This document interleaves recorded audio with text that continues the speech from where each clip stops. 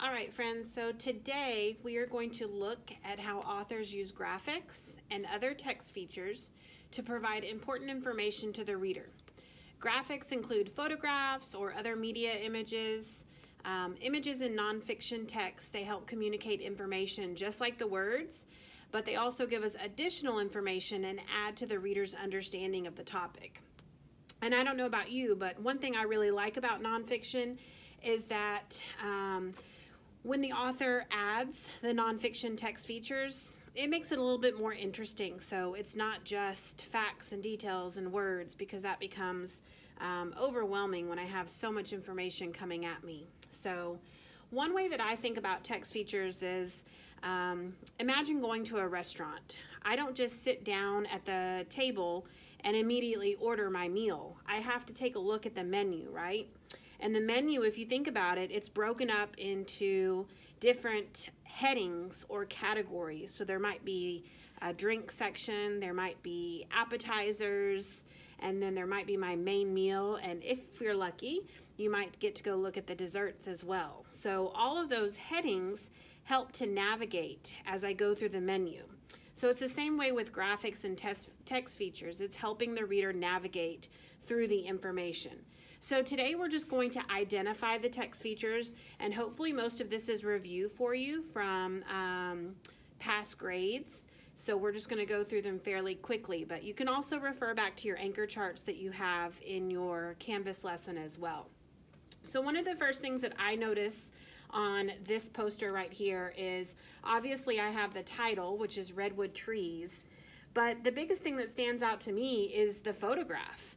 It's a real photograph, and I have this gigantic tree, and I know it's gigantic because if you look closely, look at all the little people. Look how tiny they are compared to this. So that tells me a little bit about the redwood trees, that they are gigantic. Now I also see this one, this photograph, it looks like they've zoomed in because it says the small leaves of a redwood tree. If this is how large the trunk is, then they definitely had to zoom in to be able to show me the leaves, right? But I like how they zoomed in because now I can see the details of each. So again, I have a title, I have a photograph, and I even have a photograph that they've zoomed in. So those are all great text features that I can use. Now this one, again, I have the title, which we all know titles are really important because they tell me what it's about. So monsoons, the author has decided to share with me, I have a graph, and then I also have a map over here. So the map shows me the location, and then the graph, I have a lot of important information as well. So on this side, it tells me the rainfall in inches, and then I also have months, as well as it looks like locations that I might find on my map. So again, lots of great text features, my titles, my graphs, and my map. Definitely a lot of good information for the reader. And again, it's additional information, right? They don't have to just put it in words. They can add the graphics to make it a little bit more interesting. So I have this one, it's called Animal at the Extremes. And again, I have a beautiful photograph of one of the hummingbirds. But then this is really important. Most of you recognize this from nonfiction text. I have a table of contents. And we all know that the table of contents gives me a really good map. So with nonfiction text, I don't have to read in the same order that I would with fiction, but I can take a look at each chapter. So fabulous fish, amazing amphibians, mind-boggling birds, remarkable reptiles, marvelous mammals. So really I could look at this table of contents and I could choose which one I'm most interested in to start with. So I might read about the birds, or I might go to the reptiles if that's something that interests me as well. So the table of contents definitely helps me as a reader to be able to find that specific topic that I want to go ahead and research or to read about. So I enjoy that text feature as well. Now this one you'll probably see most often. So again, we have the title, which is Meet Your Body, But I really like this one because they have these little words that are next to my photograph, right? So it's a photograph because it's not an illustration. These are real people and a real photograph. But right underneath, it has these little words that says, these people use their bodies to turn cartwheels. So this caption, these words, are just giving me additional information about what's going on in this picture. So that's really important as well. Now, something else that we might notice. What do you notice about some of the words in the text? There's one word specifically that stands out to me. That's right. I think this one stands out. So what do we call it when it's darkened or it's brightened like that? That's a bold-faced word, right? And why does the author include that? Why do they make it bold? That's right, because it's extremely important and they want us to draw their attention to it. So here's two other things. This is just a sidebar, and then these bullets, these dots, that's called a bulleted list.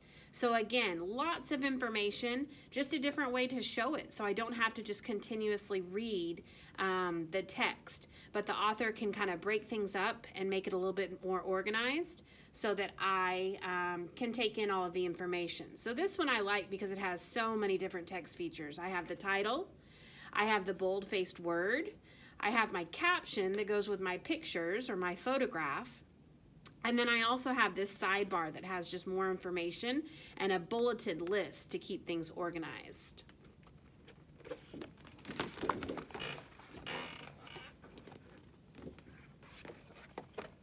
So this one is a little bit different. So earlier we showed the table of contents, right? But does anybody know where I might find this one? This is the glossary, and it gives me definitions of some of the words that might be unfamiliar to me. So where would I find the glossary? Would that go at the beginning of my story, or would that go at the end? That's right, it would go at the end. And again, it's just going to give me some more information, some more definitions if I need them on specific words. All right, so here is another one that I might have. This one is called the index. So again, I have my title, Discovery or Invention, but I also have an index over here. And if I notice something, what do you notice about these words? A, B, C, D, yep, that's right. They're in alphabetical order. So this gives me, again, an easy way, a quick guide to be able to find specific topics that maybe I want to read about. So if I wanted to go straight to Thomas Edison, what page would I go to? Let's find Thomas because it starts with the letter T. Oh, but it's Edison. It's his last name. So here we go. Thomas Edison. What page am I going to go to? I'm going to go to page 16 and then also 18 and 19. So again, that's a good one too because it gives me a quick guide of specifically where I can go to. We've got two more to take a look at. And one thing you guys probably notice right away is the title, Transportation Through the Years. What do you notice though about this page? What text feature do you think that this is? Based off some of the information that you had in your anchor chart.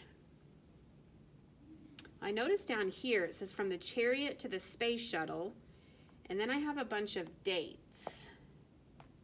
What text feature do you think that that's going to be? I think you're right. I think that's going to be a timeline. So it actually starts over here in the 2000s and it goes back to the 1981. Oh, I'm mistaken. 2000 BC. All right, so it is from the past all the way to the future. So it stops in 1981. Transportation through the years. I think that would be interesting to me. Can you imagine having to ride in a chariot to school back in 2000 BC? All right, and then our last and final one. This one is Great Pyramids Through History. Great Pyramids Through History. So just skimming through it, I don't really think it's a timeline because I don't see, well, there's a few dates, but it's not really taking me through time. I see a few photographs, but they've got it broken up into columns and rows. So I think this one's going to be a chart. This chart kind of breaks up these structures and then gives me a lot more information about it all. So as you can see throughout all of these different posters, we've quickly been able to go through and find all the text features, or most of the text features that authors might use to help us as a reader. Now, the next time we sit down and take a look at text features together, guys, we're going to really focus on how they help us as a reader, and specifically what the author wanted us to take away from it. But the first thing we have to be able to do is to be able to identify, so that we know that this is a chart and that we recognize table of contents and glossaries, and that we would be able to recognize a map or a graph when we come across it. So as a reader, remember, we're always watching, we're always listening, we're always asking questions, right? So I can't wait to see you guys again, and we will continue talking about text features.